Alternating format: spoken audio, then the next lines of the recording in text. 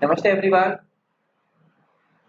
चलिए कंटिन्यू करते लेक्चर्स को और आज कुछ नया सम्स करेंगे, नया कुछ सीखने की कोशिश करेंगे। मैंने आपको मेरे प्रीवियस वीडियो लेक्चर्स में एक होमवर्क दिया था, क्वेश्चन नंबर 4, कि भाई आप अपने एक्सपर्टाइज को यूज करके सॉल्व करना सम्स एंड हम उसका आंसर डिस्कस करेंगे लेक्चर्स में। ओके, तो भाई वो वाला सम मैं आपको ये वाले लेक्चर में डिस्कस करके दूंगा, तो आप अपना आंसर क्रॉस चेक कर लेना कि भाई सही है या फिर गलत है। ओके, मैं सिर्फ डिस्कस करूंगा। आज हम लोग क्वेश्चन नंबर 7 सॉल्व करेंगे, that is of mister Sachin Desai.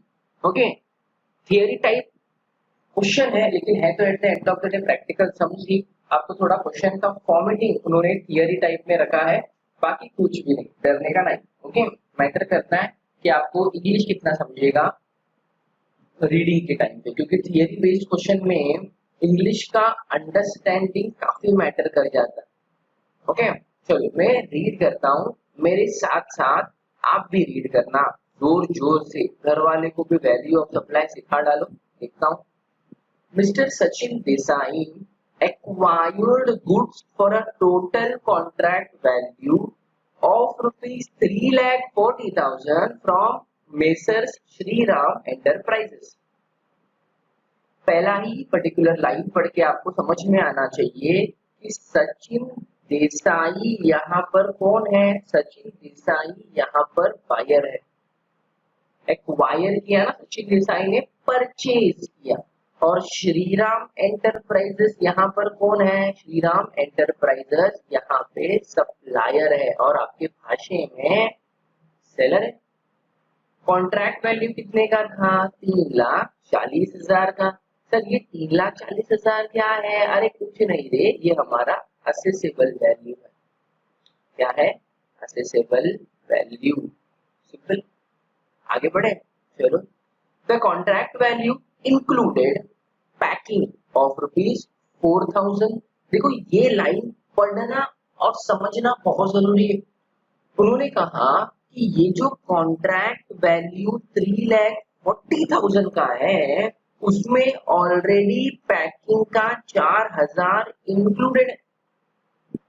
तो अगर ऑलरेडी 4,000 इंक्लूडेड है, तो क्या आप ये 4,000 को ऐड कर सकते हो क्या।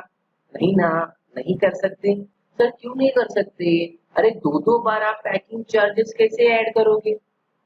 यस नो, ये 3,40,000 में उन्होंने ऑलरेडी 4,000 ऐड कर दिया है, तो आप अलग से वो 4,000 ऐड करने को नहीं जाओगे, नहीं कर सकते। सिंपल सी बात है, समझ रहे हैं आपको। तो ये 4,000 का इफेक्ट नहीं आएगा। सिंपल सा रीजन यही है कि वो ऑलरेडी 3,40,000 में इंक्लूडेड है। समझ रहा है। मैंने कहा ना, क्वेश्चन को पढ़ना समझना बहुत जरूरी है। यहाँ पर वो अंडरस्टैंडिंग आपका वर्क करेगा कि भाई आपको समझ में कितना आया क्वेश्चन पढ़ के। तो ये 4,000 क्यों नहीं आया, क्योंकि वो ऑलरेडी 3,40,000 में इंक्लूडेड है। आप एक ही चीजों को दो बार ऐड नहीं कर सकते। अगर ये इंक्लूडेड नहीं होता तो आप उसको ऐड करते नॉर्मल फॉर्मेट के अनुसार। समझ रहा है। हेलो, चलो। Mr. Sachin Desai requested additional packing for safe transportation of goods rupees 2,000। भाई सचिन देसाई ने एडिशनल पैकिंग डिमांड किया। कितने का। 2,000 रुपए का। क्या ये आएगा। क्या ये आपके असेसेबल वैल्यू में ऐड होगा क्या। यस, ये आएगा। उसने एडिशनल पैकिंग डिमांड किया ना, किससे डिमांड किया रहेगा। सीधी बात है, सप्लायर से किया रहेगा। कितने कॉस्ट कितने का था। 2,000 का। ऐड करना पड़ेगा। देखो यहाँ पे कहीं पे नहीं बोला है कि included in the contract value. अगर बोला होता तो मैं ये 2,000 भी नहीं लेता। समझ रहा है। आगे बढ़ते हैं। Insurance of rupees 2,000 was paid on by the supplier inclusive in contract value। भाई ये 2000 का इंश्योरेंस भरा, ये इंश्योरेंस भी ऑलरेडी इंक्लूडेड है आपके कॉन्ट्रैक्ट वैल्यू में। तो जो चीज ऑलरेडी इंक्लूडेड है आप उसको वापस से ऐड करोगे क्या? अरे बोलो करोगे क्या? अरे बोलो रे, करोगे? नहीं करोगे ना, तो ये 2000 भी नहीं आएगा। सीधी सीधी बात है, जनरल कॉमन सेंस भी सोचो। जो चीज ऑलरेडी कॉन्ट्रैक्ट में बात हो चुका है कि हाँ इंश्योरेंस का पैसा भी उसी में, पैकिंग चार्जेस भी 3,40,000 में ही, तो आप उसको वापस से बाद में ऐड करोगे क्या? बहुत सिंपल लैंग्वेज में, बहुत सिंपल सा ट्रांजैक्शन की तरह सोचो। Don't become a hard core student, क्योंकि स्टूडेंट हमेशा सही गलत मतलब मार्क्स के हिसाब से ही चीजों को देखता है। Never like that. कभी ऐसा मत करो। जीएसटी में या टैक्स में, कोई भी सब्जेक्ट में आपको एक लेमन भाषा में भी चीजों को समझना है कि अरे ये क्या इफेक्ट हो रहा है, क्यों ऐसा हो रहा है, what is the reason, you must understand. Okay, everything have its own reason. The services of mister Bharat, ये थोड़ा सा आगे का जो सेंटेंस है ध्यान से पढ़ना, क्योंकि भटक जाओगे, इधर उधर चले जाओगे। The services of mister Bharat for ₹3,600 on commission basis were hired to complete the delivery of goods by Mrs. Shriram Enterprises. They requested Mr. Desai to make payment directly. भाई सचिन यहाँ पे कौन था? सचिन देसाई बायर है, श्रीराम एंटरप्राइजेस सप्लायर है, तो ये dash dash Bharat कौन है? एक और आ गया बीच में।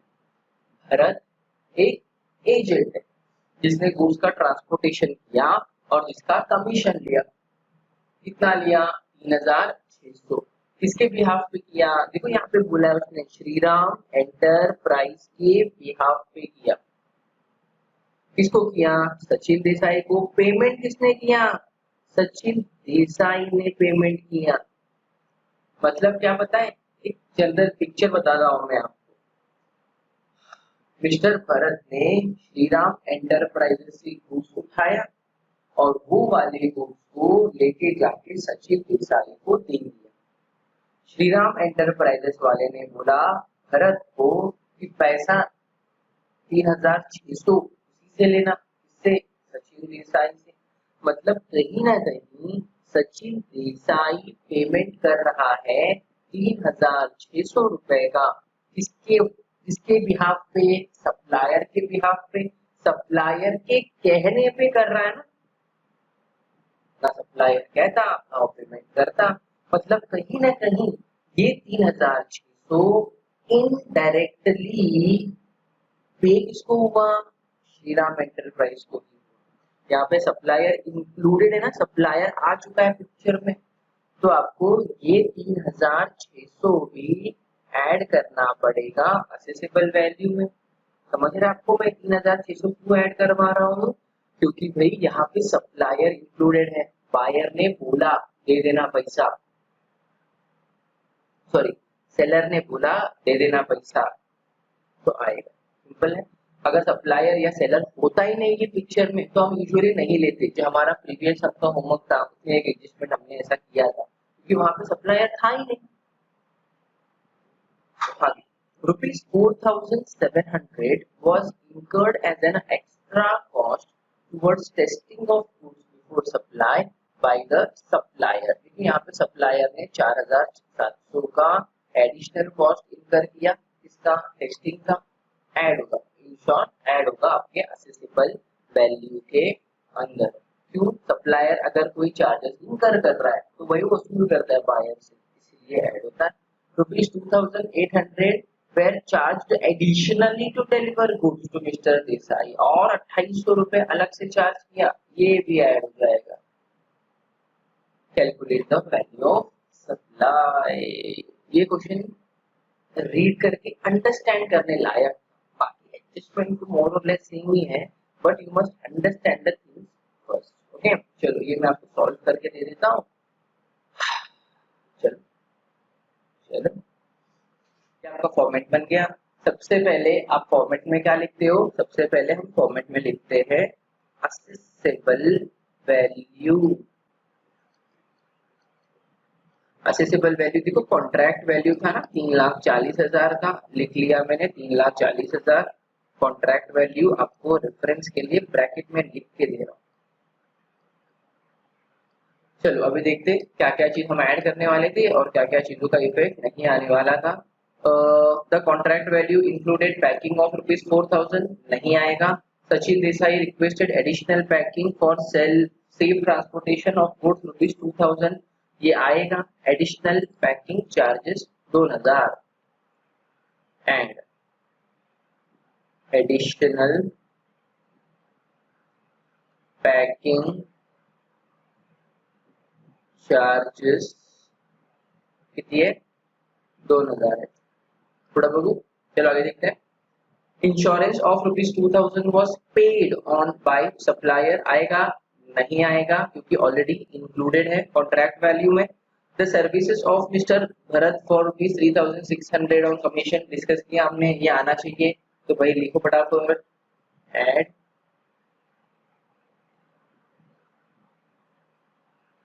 Commission 1,600। Then next, done. ₹4,700 was incurred as an extra cost towards testing of the goods before supply by the supplier. Okay, ये भी ऐड हो जाएगा आपका। Add testing charges, testing charges कितना है? 4,600। मैंने आपको इनफ एक्सप्लेन कर दिया है क्वेश्चन रीडिंग के टाइम, तो मैं यहाँ पे बार बार वही चीज नहीं बता रहा हूँ। सॉरी, 4,700 है, my mistake.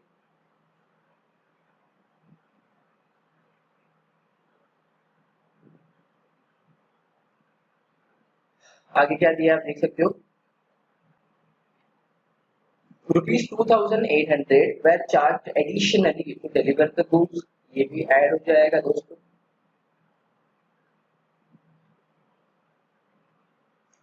Additional charges for delivery कितना लिया था? 2,800। और कुछ क्वेश्चन में है क्या? देखो क्वेश्चन में कुछ भी नहीं है, संपला, खत्म हो गया सब कुछ। तो भाई इसको टोटल करके आउटर कॉलम में ले लो। टोटल करके आउटर कॉलम में कितना आएगा देखो, कैलकुलेट है आपके पास कि नहीं है? 5,600, ये आ रहा है मेरा 13,100। तो मेरा मिल गया टैक्सेबल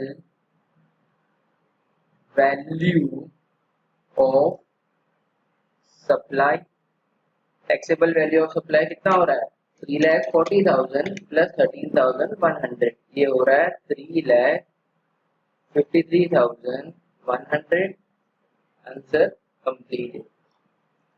देखो 4 लाइन का ही आंसर लिखेंगे, सिर्फ 4 लाइन का आंसर है, इससे बड़ा तो क्वेश्चन था, आंसर से बड़ा तो क्वेश्चन था। ओके, कॉपी डाउन, पॉज करो, स्क्रीनशॉट लो और कॉपी करो। क्वेश्चन नंबर 7 हो गया अपना, अब लिख दिया। क्वेश्चन नंबर 8 हम नेक्स्ट सॉल्व करने वाले हैं। क्वेश्चन नंबर 8 नेक्स्ट सॉल्व करेंगे, होमवर्क देंगे जो ठीक लगे वो। देखो, Mr. Masons Tushar Chemicals entered into a contract with Sagar Industry for supply of goods worth ₹3,47,000। तो भाई यहाँ पे तुषार केमिकल ने कॉन्ट्रैक्ट एंटर किया सागर इंडस्ट्री से फॉर सप्लाई ऑफ गुड्स। यहाँ पे सागर इंडस्ट्री आपका सप्लायर है और आपका तुषार केमिकल्स बायर है ना। कितने का वैल्यू था? 3,47,000 का। ये 3,47,000 क्या हो जाएगा? मेरा असेसेबल वैल्यू हो जाएगा। Mrs. Sagar Industries incurred following expenses to complete the sale। Sagar industries supplier है ना, उसने ये सारा खर्चा किया। और क्वेश्चन में क्या बोला है देखो, it was agreed that any additional expenses incurred to complete the sale will also be included in the contract value. मतलब जो भी एडिशनल खर्चा होगा वो सब कुछ कॉन्ट्रैक्ट वैल्यू में ऐड करेंगे, ऐड करना पड़ेगा। तो एडिशनल खर्चा क्या क्या था उसका डिटेल है। इंश्योरेंस चार्जेस 2200 ऐड हो जाएगा असेसेबल वैल्यू में। ट्रांसपोर्टेशन चार्जेस 1600 ऐड हो जाएगा असेसेबल वैल्यू में। पैकिंग चार्जेस 1650 ऐड हो जाएगा। टेस्टिंग चार्जेस 1170 ऐड हो जाएगा। इंस्पेक्शन चार्जेस 2600 ऐड हो जाएगा। लोडिंग चार्जेस 800 ऐड हो जाएगा। जो भी दिया है वो सब कुछ ऐड होगा, एज सिंपल एज दैट। देखो 3,47,000 में ये सब इंक्लूडेड नहीं है, ऐसा कहीं पे भी नहीं दिया उन्होंने। तो जो चीजें एडिशनल खर्चा हुआ वो सब आपको ऐड करना पड़ेगा, सिंपल है। सागर industries received a subsidy of 10,000 from Shriram Manufacturer Association as per transaction calculate the value of taxable supply। Subsidy मिला, याद है मैंने आपको सब्सिडी का आपको एडजस्टमेंट क्या समझाया था। अगर गवर्नमेंट के अलावा किसी ने सब्सिडी दिया तो वो सब्सिडी आपको ऐड करना पड़ेगा, क्या करके, सब्सिडी फ्रॉम, नाम लिख देने का, श्रीराम मैन्युफैक्चरर एसोसिएशन। तो सब्सिडी कितने का, 10,000 का। या ये श्रीराम मैन्युफैक्चरर गवर्नमेंट है क्या, नहीं है, कोई प्राइवेट ट्रस्ट है, एजेंसी है। तो ये 10,000 का इफेक्ट क्या, ये 10,000 भी आपका ऐड हो जाएगा। सही बात है ना, सिंपल है। तो कैसे लिखोगे, subsidy from Shriram manufacturer association. तो इन शॉर्ट क्वेश्चन में आपका जो भी अमाउंट है सब कुछ ऐड हो रहा है। ओके, बहुत ज्यादा ही कुछ सिंपल है, इतना ज्यादा सिंपल सम आप इजीली होमवर्क कर सकते हो। ले लो ले लो, अरे शर्माओ मत लो। आगे बढ़े, क्वेश्चन नंबर 9 देखते हैं कैसा है क्या है। Mister Raman entered into an agreement to purchase machinery from Messrs Anand Traders। Okay, तो यहाँ पे रमन बायर है क्योंकि उसने कॉन्ट्रैक्ट एंटर किया, किससे एंटर किया, अनंत ट्रेडर से। ये अनंत ट्रेडर्स कौन है, supplier. The price of rupees 1,10,000 was decided after considering an exchange of old machine. The old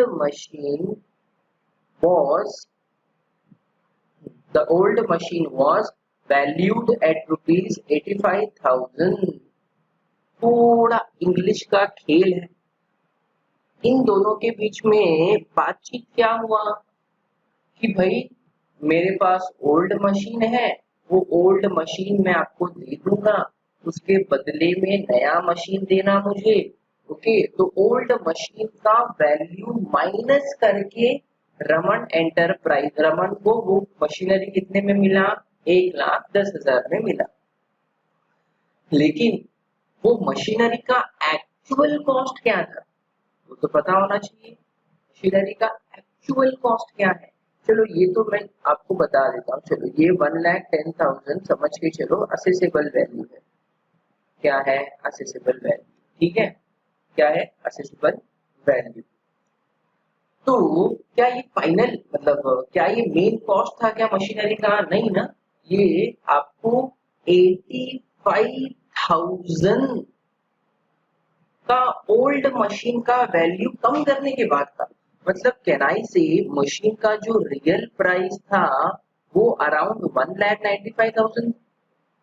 कितना था, 1,95,000।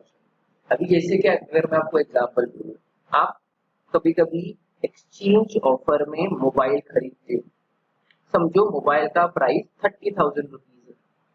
ओके, आपने एक्सचेंज ऑफर में खरीदा जिसमें उन्होंने आपको 5,000 रुपए ओल्ड वाले फोन का कम किया, तो आपको कितने में गिरा मोबाइल, 25 में आपको गिरा। बट वो मोबाइल का एक्चुअल कॉस्ट अगर मैं आपसे पूछूं तो आप क्या बोलोगे, सर एक्चुअल में तो वो 30,000 का था ना। तो यहाँ पे भी ये ओल्ड मशीन को देने के ओल्ड मशीन के एक्सचेंज में 1,10,000 में आ रहा है, तो ओल्ड मशीन का जो वैल्यू है उसको आप ऐड करोगे तो वो आपको समझेगा कि वो मशीन का रियल कॉस्ट क्या था। तो आप ओल्ड 1,10,000 में 85,000 को ऐड कर दोगे, तो ये 85,000 का इफेक्ट क्या आएगा, ये 85,000 ऐड हो जाएगा, simple.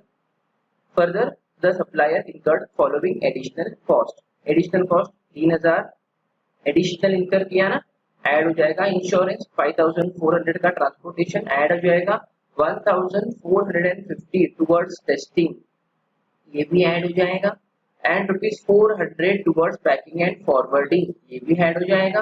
Discount of ₹3000 was given as trade discount, मतलब लेस हो जाएगा। Calculate the value of taxable supply. ये वाले क्वेश्चन नंबर 9 में सिर्फ एक ही एडजस्टमेंट है, वो ओल्ड मशीन के वैल्यू को ऐड करने का। मेजर बच्चे किसे सब ऐड करने वाले मेंटालिटी में कर देते हैं ऐड, कहीं ना कहीं सही करके आ जाते, लेकिन आपको उसका रीजन पता होना चाहिए ना कि आपने ऐड क्यों किया, लेस क्यों किया, रीजन क्या था। चलो ये मैं आपको सॉल्व करके देता हूँ फटाफट। ये हमारा फॉर्मेट रेडी हो गया। फॉर्मेट में सबसे पहले असेसेबल वैल्यू लिखते हैं। असेसेबल वैल्यू कितना है यहाँ पे 1,10,000। चलो लिखते 1,10,000। इसमें ऐड क्या होगा, पहला exchange value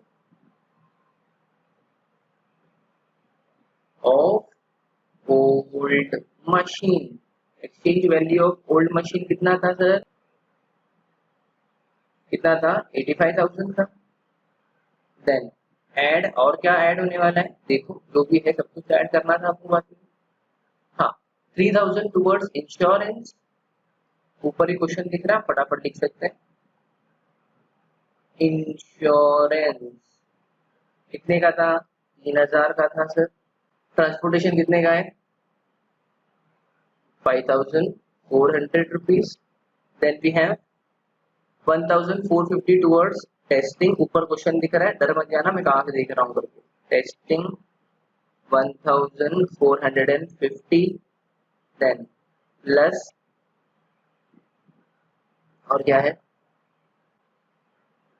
400 towards packing. Packing कितना है 400, और कुछ डिस्काउंट है ना वो तो माइनस होगा, तो पहले इसको आउटर कॉलम में ले लो, कैलकुलेटर को बाहर निकालो। 85,000 प्लस 3,000 प्लस 5,400, देन 1,450 और मेरा 400। ये आउटर कॉलम में कितना जा रहा है 95,250।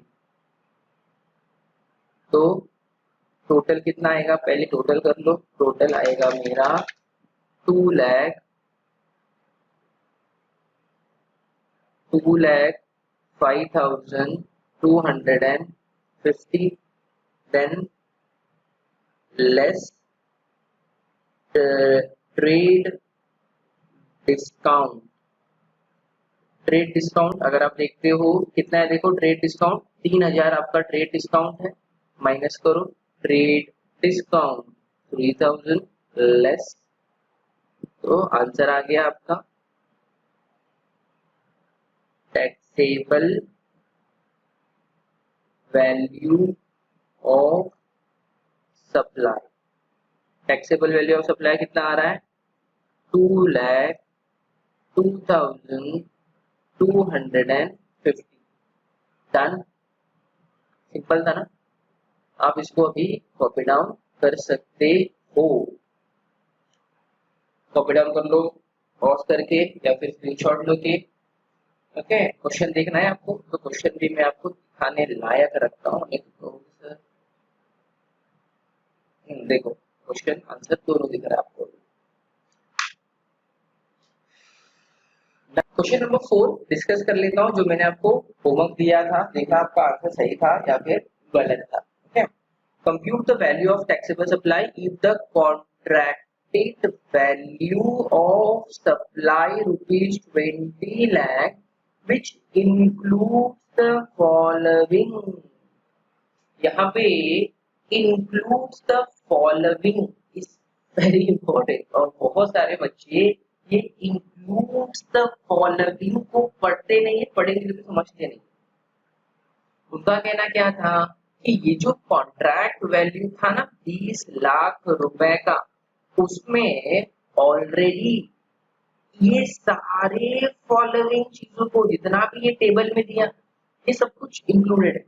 मतलब प्राइमरी पैकिंग भी इंक्लूड किया था उन्होंने, प्रोटेक्टिव क्रैकिंग भी इंक्लूड किया, लोडिंग भी किया, डिजाइन भी किया, इंस्पेक्शन भी किया, टेस्टिंग भी किया, ट्रेड डिस्काउंट माइनस कर लिया, इंस्टॉलेशन कंसल्टेंसी चार्जेस, सब कुछ को ले दे के कॉन्ट्रैक्ट वैल्यू 20 लाख का बना। तो मुझे बताओ, क्या ये कॉलम में दिए हुए सब कुछ वैल्यू को आप फिर से ऐड करोगे क्या? जो चीज ऑलरेडी कॉन्ट्रैक्ट वैल्यू में इंक्लूडेड है, क्या आप उसमें चीजों को फिर से एडिशन करोगे क्या? नहीं ना, दो बार चीजें ऐड नहीं होती। तो ये जो कॉलम में दिया हुआ इंफॉर्मेशन है ना, इसमें से कुछ भी इंफॉर्मेशन आपके काम का नहीं है। मुझे पता है 90% ऑफ द स्टूडेंट्स ने ये 20 लाख में ये सारा वैल्यू ऐड कर दिया रहेगा, सब वैल्यू ऐड कर दिया, सब ऐड कर दिया। आपने कहा समझ नहीं करना, हमने समझ लिया। क्वेश्चन तो पढ़ो, पढ़े कि नहीं? गलत किया रहेगा ना, मुझे पता है क्या रहेगा। स्टूडेंट्स हो तो मुझे पता है कि तुम गलतियां करने में बिलीव रखते हो, डैश डैश लोग। छोड़ो कोई बात। हाँ, तो समझा आपको कि ये वैल्यू ऑलरेडी 20 लाख में इंक्लूडेड है, तो इसका इफेक्ट नहीं आएगा। As simple as that. और क्या बोला है? Additional information, subsidy received from central government for setting up a factory. मैंने क्या कहा था? सब्सिडी अगर गवर्नमेंट ने दिया तो वो आपके आंसर में नहीं आएगा। सिर्फ एंट्री कर देना, subsidy received from central government, ऐसे एंट्री कर देना और अमाउंट के कॉलम में डैश लिख देना। क्यों? क्योंकि गवर्नमेंट दिया हुआ सब्सिडी ऐड नहीं होता। 60,000 subsidy received from third party for socially useful machine to recipient. ये 60,000 किसने दिया है? किसी थर्ड पार्टी ने दिया है, प्राइवेट वाले ने दिया है। तो इसका इफेक्ट क्या? इसका इफेक्ट ऐड हो जाएगा। ओके, 70,000 का अमाउंट नहीं, डैश लिखने का, और 60,000 वाला ऐड होगा। इसमें आपके असेसिबल वैल्यू में। तो आपका आंसर कितना आया रहेगा? आना चाहिए, पता है? Your answer will be 20,60,000। 20,60,000, 20 lakh का असेसिबल वैल्यू और 60,000 का सब्सिडी। ये आपका एक्चुअल आंसर है गाइस, प्लीज क्रॉस चेक कर लेना। फिर भी आपको नहीं समझे, डाउट आए, सर अपटने का मन करे, तो सर अपटने के पहले मुझे फोन कर लेना, मैं आपको मदद करूंगा। चला, और कुछ होमवर्क है क्या? देख लेता हूँ। क्या दो एक ही सब होमवर्क दिया ना मैंने आज आपको? ऐसे क्या? 10 भी आपको होमवर्क है, सॉल्व करना। रीड करके दो, चलो फटाफट रीड करता हूँ। Mister Sagar purchase goods worth rupees 1,50,000 which included the amount of GST at 118%। ये 1,50,000 में ऑलरेडी GST इंक्लूडेड है, तो ये 1,50,000 आपके लिए कितना हुआ? ये 1,50,000 हुआ 118%। तो आपका 18% कितना? जितना भी वैल्यू आएगा वो जीएसटी के नाम पे माइनस हो जाएगा अपने आंसर में, फॉर्मेट में नीचे की तरफ। सेम सम पहले किया है मैंने, शायद ऋतिक वाला सम ऐसे ही था, देख लेना। The seller incurred ₹5,000 towards insurance which was not included in the price. मतलब ये 1,50,000 में इंश्योरेंस है नहीं तो क्या ऐड करना पड़ेगा? ये 5,000 क्या होगा? ऐड हो जाएगा। Further municipal taxes paid on such goods by ₹7,500 add हो जाएगा। Testing incurred charges 2,850 were borne by mister Sagar. मतलब ये टेस्टिंग चार्जेस उन्होंने सागर से भरवाया, उन्होंने मतलब सप्लायर ने, तो ये भी यहाँ ऐड हो जाएगा। He paid, he in the sense Sagar paid transportation expenses of ₹3,000 to bring the goods to his shop। ये देखो सेम ऋतिक वाला एक क्वेश्चन है, ऑलमोस्ट लगता है मुझे। 3,500 रुपए उसने गुड्स को अपने दुकान तक लाने का पैसा दिया, मतलब यहाँ पे सप्लायर का रोल था नहीं, तो ये 3,500 आपके आंसर में नहीं आएगा। Calculate the value of supply. Almost same sum है जो आपने पहले होमवर्क किया था, शायद ऋतिक वाला सम, और उसके बाद एक होमवर्क भी सेम ऐसे ही था, तो ये भी आप होमवर्क कर सकते हो इजीली। तो मैंने आज आपको टोटल होमवर्क कितना दिया? ज्यादा नहीं दिया, मुझे ऐसा अच्छा नहीं लगता होमवर्क देना। फिर भी क्वेश्चन नंबर 10 दिया है, क्वेश्चन नंबर 9 तो हमने सॉल्व किया, क्वेश्चन नंबर 8 होमवर्क दिया, राइट? तो ये होमवर्क है। क्वेश्चन नंबर 4 तो मैंने पहले ही होमवर्क दिया था। ओके, हाँ, और एक इम्पोर्टेंट है, फॉरगॉट टू टेल, नोट सारे आंसर में लिखना मत भूलना। जहाँ पे भी सब्सिडी का आप एडजस्टमेंट दे रहे हो वहाँ पे सब्सिडी का नोट आना ही चाहिए। अगर सब्सिडी का एडजस्टमेंट नहीं है क्वेश्चन में तो सिर्फ नोट नंबर 1 लिखोगे, that much will be enough, लेकिन नोट लिखना कंपलसरी रहेगा। मैं मेरे प्रीवियस आंसर में बोलना भूल गया आपको, यहाँ पर भी नोट आएगा क्वेश्चन नंबर 9 के आंसर में, तो मेक श्योर करो कि आप नोट लिखोगे। ठीक है, क्वेश्चन नंबर 9 है ना, ये लिख देता हूँ आपके लिए, क्वेश्चन नंबर 9। ओके, तो नोट लिखना मत भूलना। थैंक यू वेरी मच, मिलते हैं अगले वीडियो लेक्चर में। Bye bye.